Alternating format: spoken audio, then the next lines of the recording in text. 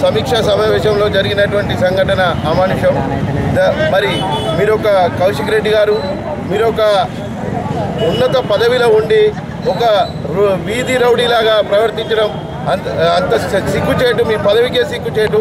మరి ఈరోజు మీరు సంజయ్ అభివృద్ధి చేసి గెలిచిన వ్యక్తి, ఆషామాషిగా గెలిచిన వ్యక్తి కాదు, ప్రజాసేవ చేసి ప్రజలలో ఉంటూ గెలిచిన వ్యక్తి. నీలాగా భార్య బిడ్డల్ని అడ్డు పెట్టుకొని అందరి కాళ్ళు మొక్కి ఓట్లేయించుకున్న రకం కాదు మా సంజయ్ అన్న. అభివృద్ధి ఏంటో చూసి గెలిచిన రకం ఇవాళ మా సంజయ్ అన్నవి. నువ్వు ఆ విధంగా మాట్లాడు, అది చాలా సిగ్గుచేటు. నీ పార్టీకి కానీ నీకు కానీ సిగ్గుచేటు. నువ్వు 3 పార్టీలు మారి ఇవాళ తెలుగుదేశం కాంగ్రెస్ నుంచి ఈరోజు టీఆర్ఎస్లోకి వచ్చినది. నువ్వు కూడా ఒకటే పార్టీలో ఉంటే ఒకటే పార్టీలో రాలే. మరి అభివృద్ధి కోసం సంజయ్ అన్న వచ్చింది కానీ ఇవాళ తన స్వార్థం కోసం వచ్చిన వ్యక్తి కాదు. మరి అట్లాంటి వ్యక్తిని నువ్వు అమానుషంగా లేచి ఆ విధంగా మాట్లాడడం అవమానపరచడం కరెక్ట్ కాదు.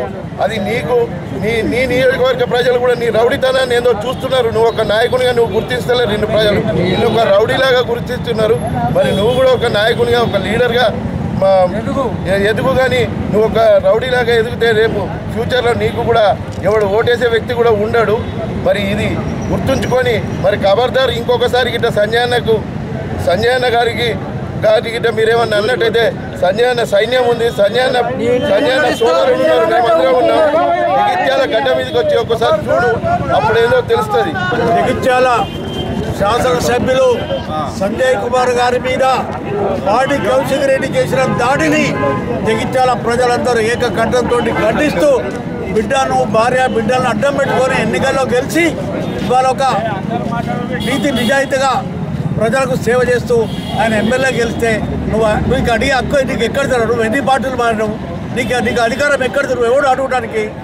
ఈరోజు మీరే బ్లాక్మెయిల్ చేశారు కదా, మీరు బ్లాక్మెయిల్ చేసి ప్రభుత్వాన్ని పడగొడతా అంటే అప్పుడు రేవంత్ రెడ్డి ప్రభుత్వాన్ని నిలబెడదాము, రేపు మళ్ళీ ఎన్నికలు వస్తే ప్రజల సొమ్ము దుర్వినియోగం అవుతాయని ఈ అభివృద్ధి కొరకు సంజయ్ కుమార్ గారు రేవంత్ రెడ్డికి మద్దతు ప్రకటించారు. దానికి నువ్వు ఈరోజు నీకు అలవాటు అయిపోయింది. మొన్న కూడా సీతక్క మీద కూడా అట్లే చేసినావు. నీకు దగ్గరకు వచ్చింది, నీకు తొందరలోనే నీకు భర్త పట్టే పని దగ్గరకు వచ్చింది, నేను దగ్గర తిరగకుండా చేస్తాం హెచ్చరిస్తున్నాం.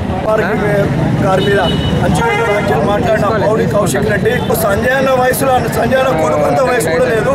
నువ్వు ఇవాళ సంజయ్ అన్న గురించి మాట్లాడే అర్హత నీకు లేదు.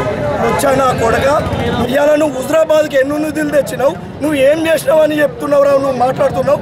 కౌశిక్ రెడ్డి ఖబర్దార్, ఇదే హెచ్చరికతోటి నీకు చేస్తున్నాం. ఇదే విధంగా ఇంకొకసారి కొనసాగితే నీ ఇంటికి నీ క్యాంప్ హౌస్కి 100 బండ్లతోటి ముట్టడిచ్చి ఖబర్దార్ కౌశిక్ రెడ్డి.